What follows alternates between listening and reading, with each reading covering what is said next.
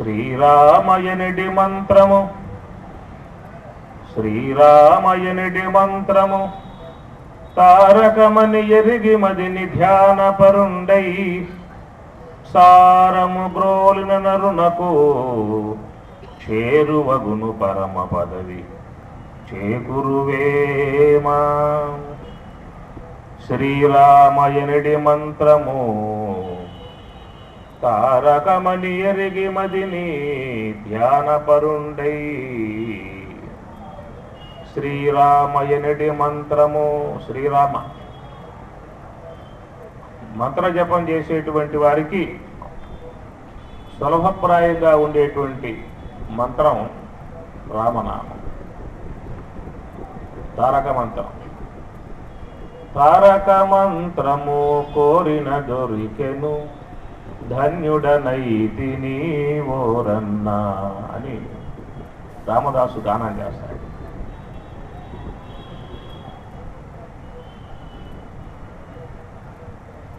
శ్రీ పరమశివుడు అమ్మవారికి విష్ణు సహస్రనామాలు ఉపదేశించినప్పుడు అమ్మవారు అడుగుతారు, విష్ణోర్నామ సహస్రకం అనేక మంత్రాలు ప్రబోధించారు.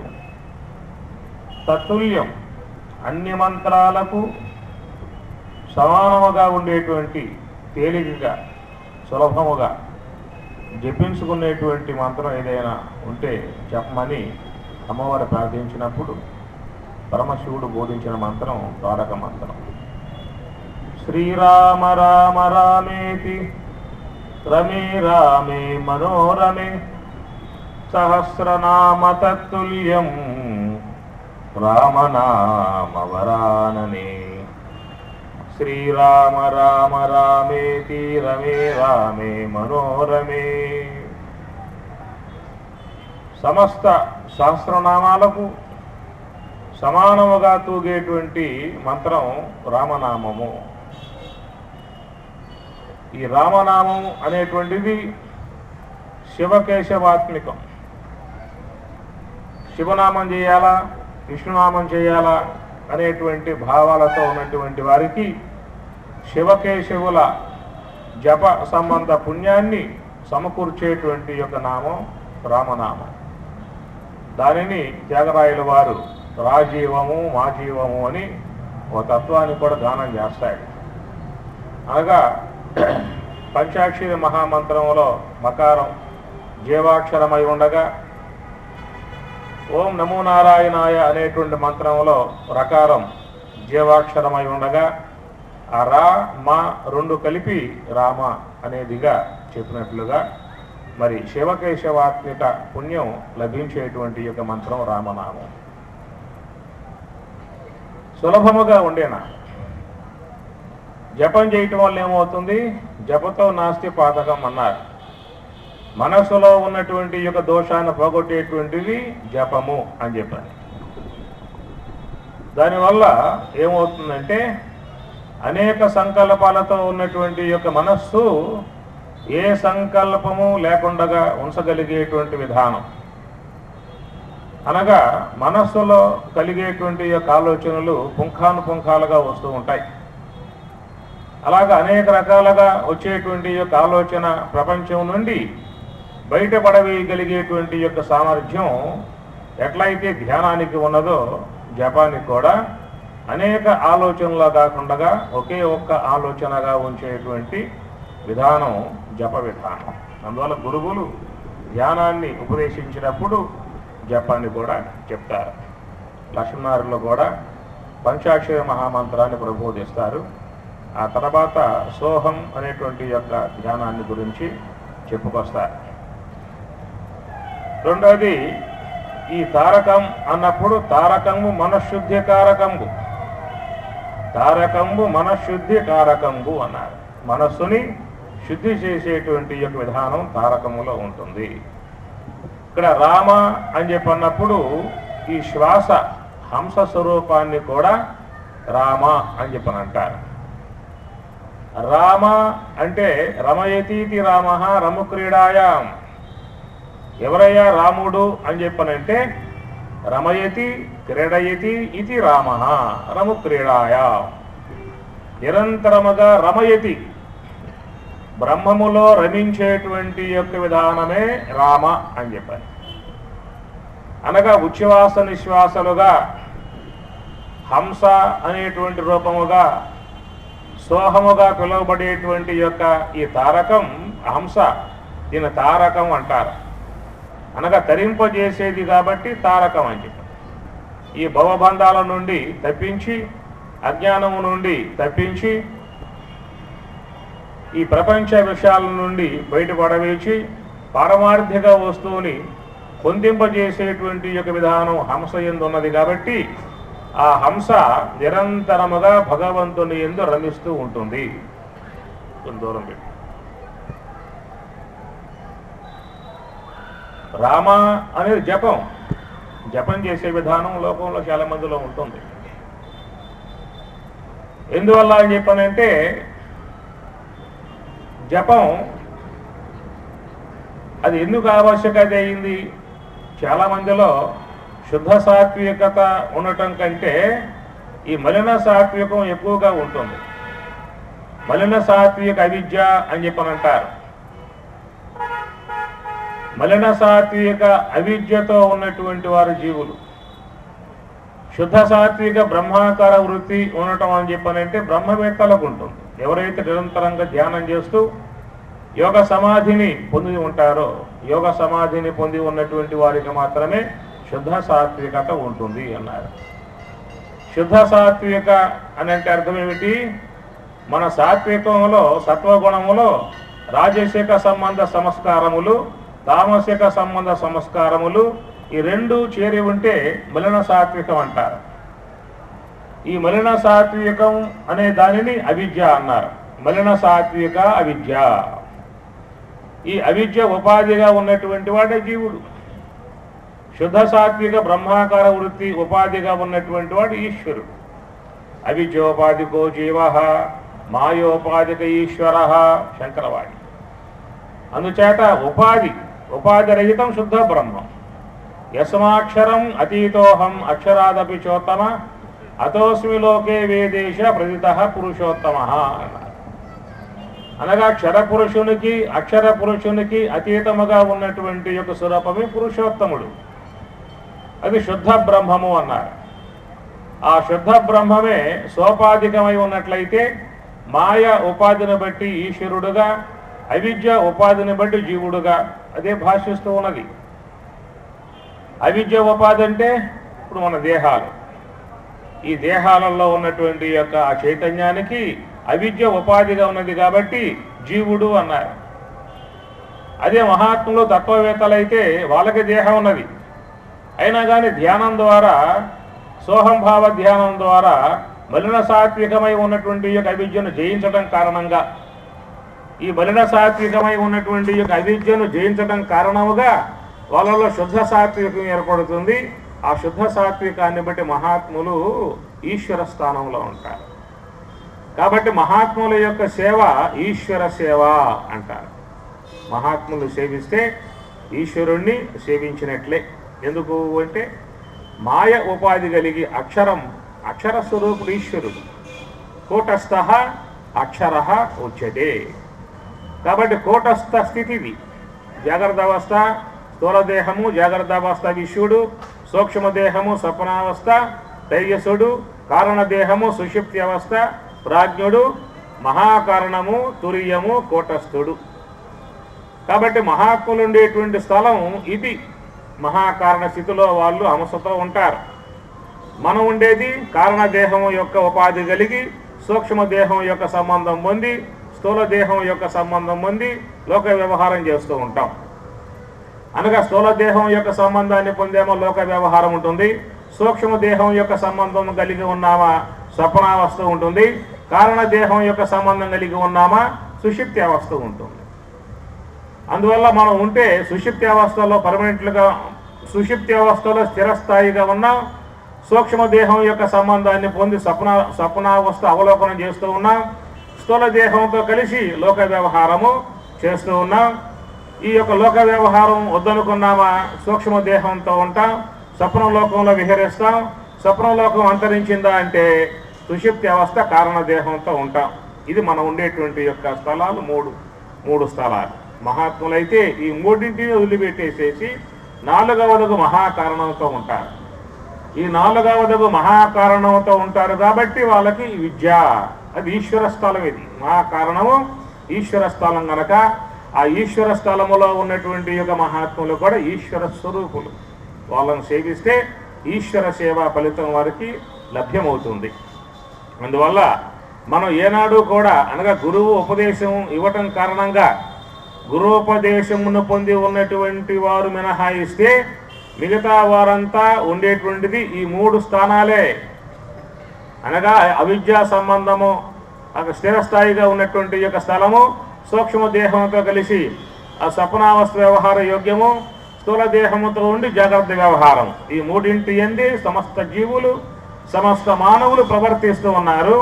ఎవరైనా గురువు ద్వారా ఉపదేశాన్ని పొంది ఉంటే, ఆ ఉపదేశము కూడా ధ్యాన సంబంధ ఉపదేశాన్ని పొంది ఉంటే, కేవలం మంత్ర సంబంధ ఉపదేశం కాదు. మీకు లోకంలో గురువులుగా ఉన్నటువంటి వాళ్ళు ఇచ్చేటువంటి ఉపదేశం కూడా కేవలం మంత్ర సంబంధ ఉపదేశం ఇస్తారే కానీ ధ్యాన సంబంధ ఉపదేశాన్ని ఇవ్వరు.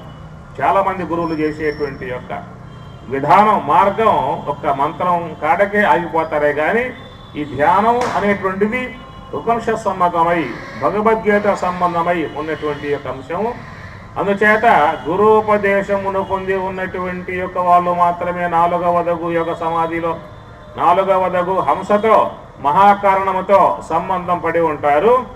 ఆ గురువు యొక్క ఉపదేశం లేనంత కాలం ఉండేటువంటి యొక్క స్థానాలు మొత్తం 3, అనగా జీవుని యొక్క పర్మనెంట్ స్థలం ఇది. ఈ సూక్ష్మ దేహంతో కలిసాం కాబట్టి స్వప్న వ్యవహారం వస్తుంది. స్థూల దేహంతో సంబంధం పడ్డాం కాబట్టి జాగ్రత్త వ్యవహారం వస్తుంది. ఈ స్థూల దేహం ఎక్కువ కాలం ఉండదు, ఏదో ఒకటి దేహం రాలిపోతుంది. కాబట్టి స్థూల దేహం రాలిపోయినప్పుడు వానికి ఇహలోక సంబంధం ఉండదు. ఇక ఇహలోకములో ఎవరితో కూడా కలిసి వ్యవహరించేటువంటి యొక్క విధానం వానికి ఉండదు. ఒకవేళ వస్తే వాడు ఏం చేస్తాం, మనం తరిం కొడతాం. అయితే వాడు మళ్ళా తిరిగి ఇంకో గర్భంలో ప్రవేశించి దేహం ధరించి వస్తే మాత్రం సమ్మతమే. కాబట్టి పార్థివ దేహం పృథివీ సంబంధం, మట్టితో అత్తుకుని కూర్చున్నాం కాబట్టి ఆ పృథివీ సంబంధం కలిగినటువంటి యొక్క దేహాన్ని కనుక పొంది వస్తే మాత్రం స్వాగతిస్తాం, ఆహ్వానం చేస్తాం, వానికి ఆశ్రయం ఇస్తాం, 4 పూటలు ఉండమని చెప్పని కూడా కోరుకుంటాం. కానీ స్థూల దేహం లేకుండా కనుక వస్తానని చెప్పనంటే మాత్రం ఒప్పుకునే వ్యవహారం మాత్రం కాదు. అయితే స్థూల దేహం లేకపోతే సూక్ష్మదేహం ఉండదా? సూక్ష్మదేహం ఉంటుంది. కాబట్టి కారణదేహము సూక్ష్మదేహం రెండూ కూడా వాడి పర్మనెంట్గా ఉంటాయి. కాబట్టి ఆ సూక్ష్మదేహం ఉండటం కారణంగానే వానికి లోకాంతర గమనం ఏర్పడుతుంది. ఏ లోకంలోకి పోతే ఆ లోకంలో ఆ దేహాన్ని పొందుతాడు. యమలోకానికి పోతే యమలోకంలో యాతనా సంబంధ దేహాన్ని అక్కడ ఇచ్చి వాడు చేసినటువంటి యొక్క పాప కార్యాలకు గాను సత్కారాలన్నీ కూడా సమగ్రంగా గౌరవప్రదంగా ఇస్తారు. అదే పుణ్య విశేషం బాగా ఉన్నట్లయితే దివ్య దేహాన్ని, ప్రకాశ దేహాన్ని, దేవతా సంబంధ దేహాన్ని అక్కడ వాళ్ళు ఇస్తారు. అదే భూలోకానికి వస్తే మట్టి సంబంధమై, గబ్బు సంబంధమై, మాంస సంబంధమై ఉన్నటువంటి యొక్క దేహాన్ని ఇక్కడ శరీరం యొక్క ఆశ్రయం ద్వారా పొందుతాడు. ఎక్కడికి పోయినా ఈ సూక్ష్మ దేహాన్ని మరొక దేహం ఇవ్వాల్సిందే, ఏ లోకానికి పోయినా ఇవ్వాల్సిందే. అయితే ఆ లోకాలు ఉన్నాయా అన్న ప్రశ్న మనకు అవసరం లేదు, శాస్త్రం చెబుతుంది కాబట్టి మనం చెప్పుకోవాల్సి వస్తుంది.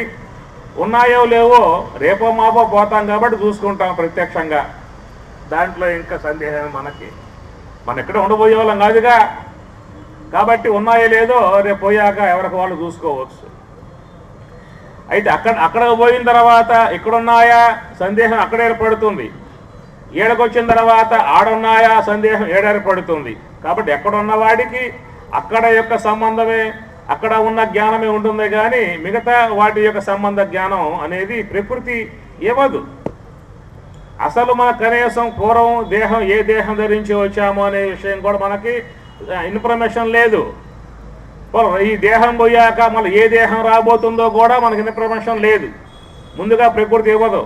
ఇచ్చిందనుకో ఏం చేస్తావు, ఒకవేళ రాబోయేటువంటి యొక్క దేహమే కనుక టాటా ఇంట్లోనో బిర్లా ఇంట్లోనో అంబానీ ఇంట్లోనో వచ్చేట్లుగా తెలిసిందనుకో ఎప్పుడు పోదామా అని చెప్పని అంటాడు వీడు.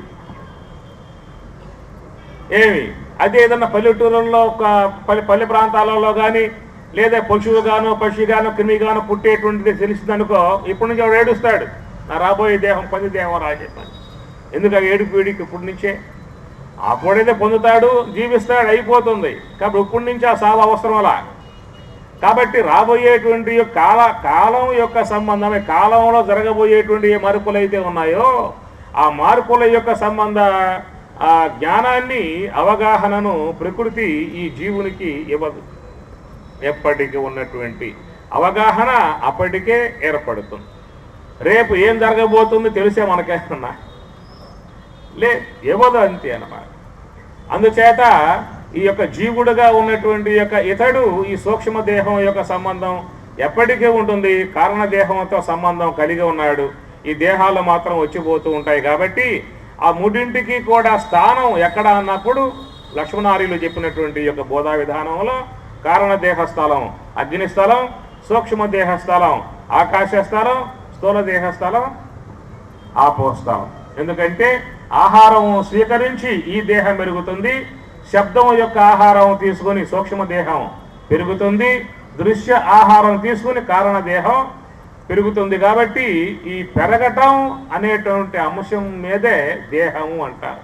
దహ్యతే అన్నరసేన వర్ధయతీతి దేహ. అన్నరసము చేత వృద్ధిని పొందేది కాబట్టి దేహము అన్నారు. కాబట్టి స్థూల దేహము, సూక్ష్మ దేహము, కారణ దేహము. కాబట్టి మూడు దేహాలతోనే సంబంధం పడ్డామే కానీ మనము నాలుగవదగు మహాకారణముతో హంసతో సంబంధం పడ్డటువంటి విధానం ఒక గురువు ద్వారా బ్రహ్మ విద్య అధ్యయనము చేసి ఉపదేశాన్ని పొంది ఉన్నటువంటి వారికి మాత్రమే నాలుగవ స్థలంలో ప్రవేశించేటువంటి విధానం ఏర్పడుతుంది. కనుక ఈ నాలుగవ స్థలములో ఉన్నటువంటి దానినే ఈశ్వర స్థలము, అది హంస అన్నారు. ఆ హంస నిరంతరముగా భగవంతుని యందు రమిస్తూ ఉన్నది కాబట్టి రామ. రమయతి క్రీడయతి ఇది రామ. రామ అనేటువంటి యొక్క మంత్రం జపం చేస్తూ ఉన్నారు, తారకనామం జపిస్తూ ఉన్నారు. మంచిదే. ఏది ధ్యానం చేయకుండా అసలు జపమే చేయకుండా ఉన్నటువంటి వాడికంటే వీడు ఉత్తముడు. ఏమి అందుచేత జపతో నాస్తి పాతకం అన్నారు. కాబట్టి ఈ జపం కంటే కూడా ధ్యానం ఉత్తమం. ఉత్తమస్తవాత్ ఉచ్యమందత చిత్తజం జప ధ్యానముత్తమం అని రమణ మహర్షుల వారు ఉపదేశసారం ఆ మహానుభావుడు బోధిస్తాడు. ఉత్తమస్తవాత్ ఉచ్యమందత చిత్తజం జప. చిత్తజం మనస్సులో చేసేటువంటి యొక్క ఈ యొక్క జపం ఉన్నదో ఆ జపం కంటే కూడా ధ్యానం ఉత్తమం అని రమణ మహర్షి యొక్క అభిప్రాయం. అదే మాట మీ భగవద్గీత 13వ అధ్యాయంలో కూడా ధ్యానేన ఆత్మని పశ్యంతి అన్నాడు. ధ్యానము ద్వారానే ఆత్మస్వరూపాన్ని దర్శిస్తూ ఉన్నాడు. ధ్యానం నిర్విషయం మనః స్కందోపనిషత్తు. ఏ సంకల్పము లేకుండా మనస్సును నిశ్చలంగా పెట్టే విధానము ధ్యానము. ఆ నిశ్చలంగా పెట్టేటువంటి యొక్క విధానం దేని ద్వారా వస్తుందయా అని చెప్పానంటే ఎవరైతే హంసను ఆశ్రయిస్తారో వారికి మాత్రమే వస్తుంది. ఆ హంస ఏం చేస్తూ ఉన్నది? నిరంతరముగా బ్రహ్మముతో సంబంధం పడి ఆ బ్రహ్మములో రమిస్తూ ఉన్నది. కాబట్టి రమయతి క్రీడయతి ఇది రామ. ఆ శ్వాసకే హంస అన్నాం, దానికే సోహం అన్నాం, దానినే శబల బ్రహ్మ అన్నాం, దానినే అజపానామ గాయత్రి అన్నాం, దానినే రామ అన్నాం. మరొక పేరు రామ అని, మరొక పేరు హంస అని, మరొక పేరు సోహం అని, మరొక పేరు శబల బ్రహ్మ అని, మరొక పేరు రామ. ఎందుకన్నాము అంటే రమయతి క్రీడయతి ఇది రామ. నిరంతరముగా ఆ హంస పరమాత్మలో రమిస్తూ ఉన్నది. హంసా సోహం హంసా సోహం హంసా సోహం సోహం ఇది ఖేలతి పిండాండే భగవాన్ ఖేలతి పిండాండే అంటాడు సదాశివ బ్రహ్మేంద్ర స్వాముల వారు. హంసోహం హంసోహం హంసోహం సోహం ఇది ఇది ఇని ఈ ప్రకారంగా అట కేలతి పిండ అండే భగవాన్ కేలతి పిండ అండి భగవాన్ సర్వవ్యాపకమై ఉన్నటువంటి యొక్క బ్రహ్మం ఆ భగవంతుడు పిండాండే ఈ పిండాండములో కేలతి కీలిస్తూ ఉన్నాయట. అనగా ఆ యొక్క నిర్వికారమై ఉన్నటువంటి యొక్క చేతనమునందు ఈ హంసరూపముగా ఆ భగవానుడే హంసరూపముగా కీలిస్తూ ఉన్నాడు, సంచరిస్తూ ఉన్నాడు అని చెప్పని అంటాడు. అందుచేత ఆ నిరంతరముగా భగవంతునిలో రమిస్తూ ఉన్నటువంటిది ఎవరైతే భగవత్ ప్రాప్తిని పొందే ఉద్దేశం ఉన్నదో, ఎవరైతే భగవంతుని యందు ఆనందించే ఉద్దేశం ఉన్నదో, భగవంతునితో ఐక్యతను పొందేటువంటి యొక్క ఉద్దేశం ఉన్నదో, భగవంతునిలో లయమయ్యేటువంటి యొక్క ఉద్దేశం ఉన్నదో, ఆ ఉద్దేశం ఉన్నటువంటి వాడు నిరంతరముగా బ్రహ్మములో రమించేటువంటి యొక్క హంసతో గనక ఉన్నట్లయితే వారు కూడా బ్రహ్మములోనే రమిస్తారు. నిరంతరముగా విషయ ప్రపంచంలో రమించేటువంటి ఇంద్రియాల యొక్క పని ఏమిటంటే అవి బహిర్గతంగా పోయి సమస్త ఇంద్రియములు కూడా విషయ ప్రపంచంలో రమిస్తూ ఉన్నాయి. మనం ఆ ఇంద్రియముల యొక్క సంబంధం కలిగి ఉన్నాం కాబట్టి మనం కూడా విషయాలలోనే రమిస్తూ ఉన్నాం. ప్రస్తుతం మనకున్నటువంటి యొక్క విధానం ఏమిటి చెప్పండి? ఇంద్రియాలతో సంబంధం పడ్డాం. ఏ ఇంద్రియాలైతే విషయముల యందు రమించేయిగా ఉన్నాయో మనం ఆ ఇంద్రియములతో సంబంధం పడ్డాం కాబట్టి మనం కూడా విషయాలతో రమించే వాళ్ళంగా ఉన్నాం. కాబట్టి ఇంద్రియములు విషయములలో రమింపజేస్తాయి, హంస పరమాత్మతో రమింపజేస్తుంది. అది అందువల్ల హంసకు ఉన్నటువంటి సంబంధం పరమాత్మ సంబంధం అని అర్థం. ఎందుకంటే మనకు ఆ పరమాత్మ ఇంద్రియాలకు గోచరించేవాడు కాదు. నేత్రము, శ్రోత్రము, గ్రాణము, జిహ్వాది ఇంద్రియాలు మనలో ఉన్నాయి. అట్టి ఇంద్రియములు పరమాత్మ స్వరూపాన్ని పొందింపజేసే సామర్థ్యం వాడికి లేదు. అయితే మనం ఆశ్రయించి ఉంది ఎవరిని? ఇంద్రియాలని. నిరంతరముగా మనకున్నటువంటి యొక్క ఆశ్రయం ఇంద్రియాలే. శ్రోత్రం చక్షు స్పర్శనంచ రసనం ఘ్రాణమేవచ అధిష్టాయ మనశ్చాయం విషయాన్ ఉపసేవతి. నిరంతరముగా అనుక్షణము మనకున్నటువంటి యొక్క సంబంధం ఏమిటని చెప్పానంటే ఇంద్రియాలతో ఉన్నటువంటి సంబంధము. ఎంతవరకు అయితే నీకు ఇంద్రియాలతో సంబంధం ఉంటుందో ఆ ఇంద్రియాలతో సంబంధం పడి ఉన్నటువంటి అతడు ఏట్లో రమిస్తాడు? విషయాలలో. శబ్ద, స్పర్శ, రూప, రస, గంధం ఇవే మీకు తెలిసేది. ఎంతకాలం అయితే ఇంద్రియాలతో సంబంధం పడి ఉంటామో అంతకాలం ఆ ఇంద్రియముల యొక్క పరిధిలో ఉన్నటువంటి విషయాల యందే రమించే వాళ్ళముగా ఉంటాము. మరి ఏనాడు మనకు పరమాత్మతో ఆనందించటం, పరమాత్మలో లీనం కావటం, పరమాత్మతో ఐక్యము చెందటం ఎప్పుడు వస్తుంది?